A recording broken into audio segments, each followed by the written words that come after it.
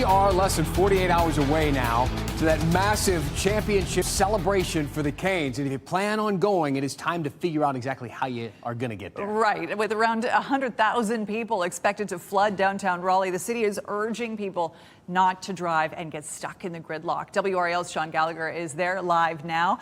Sean, the parking capacity, well, frankly, it's just not enough for everybody that's expected to be there.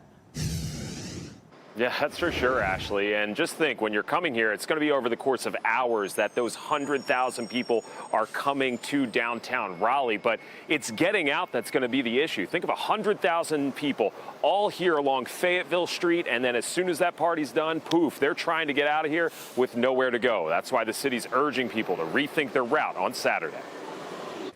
Canes fans are coming in from all over, so it would make sense most would drive. But pump the brakes there. Please don't drive your cars in if you can help it. The parking decks just don't have the capacity to hold 100,000 plus. Oh gosh, we'll send up some prayers now. Or you could take a page out of Rod Brindamore's book and go with the bus. We're highly encouraging folks to either carpool, take public transit. It's going to be a lot of folks in the area, and folks just need to think about not only enjoying themselves at the event, but trying to make it easy on themselves getting into the event as well. Go Raleigh has about a dozen routes that will stop at Moore Square or Union Station, and a day pass only costs $2.50 on the UMO app. If we took an Uber, maybe? Yeah. Not about, you never know. I mean, any way to get here, we want to celebrate. You could lean on a driver with a rideshare, but that's much more costly, and surge pricing could make it even worse with the high demand expected. But you can lock in a price by scheduling your ride now. A rideshare from Durham to Raleigh Saturday morning is marked at around $40 right now, but that'll go up on the day of the parade as demand increases. But if driving's your only option, make sure you've got some comfortable shoes and park a mile or so away. I mean, it might be a 10, 15, 20-minute walk from where we end up having to park, but yeah, it's worth it. Worth it for the Cup. Either walk or run or jog. I don't fly.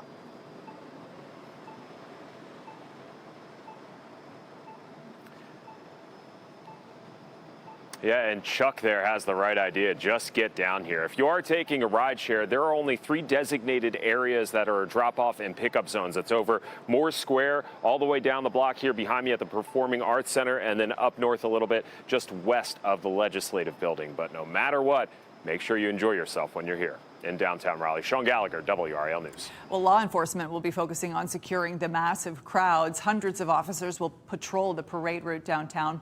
Raleigh police have not released specifics on their security plans. You can understand why. WRAL's Flynn Snyder picks up that part of the story live downtown. Flynn, experts are encouraging people to have a plan.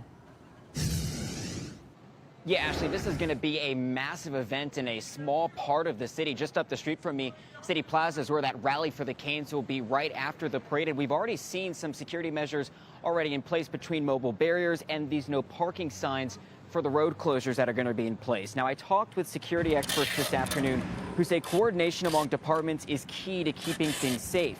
Wake County officials have told us they've been talking with local, state, and federal agencies to keep the parade secure. County officials say they're no stranger to large events. Think the state fair. But with words like historic and largest parade ever in Raleigh being used to describe this Cane celebration, security experts say to expect beefed up measures. You know, you're going to have a lot of support, things like you'll never see before, drones in the air. You'll see a lot of canine dog bomb sweep support going on. You'll see things that's happening behind the scenes that really the public is not aware of. So the advice for fans, have fun, number one, but also have a plan. Know where your meetup points are going to be if you get separated from friends. And also the experts I talked to say now more than ever, if you see something, say something when you're down here at the parade on Saturday. Reporting live in downtown Raleigh, Flynn Snyder, WRAL News. It's going to be a sea of people, I can guarantee it. The Stanley Cup is still on the move, this time on the green. The Canes players went golfing at the Consummate Golf Club in Western North Carolina with the Cup in tow. MVP Jordan Stahl was named an honorary member of the club. The Cup has been all over the place since it landed in Raleigh, including Glenwood South and North Hills. Count on WRAL for live team coverage of the big Canes parade on Saturday. We'll have more than a dozen crews in downtown Raleigh so that you can see every angle of the celebrations. Our coverage starts at 10:30 a.m. with the parade kicking off at 11. We'll carry the entire event live, including a fan rally in City Plaza. You can watch WRAL on air and online.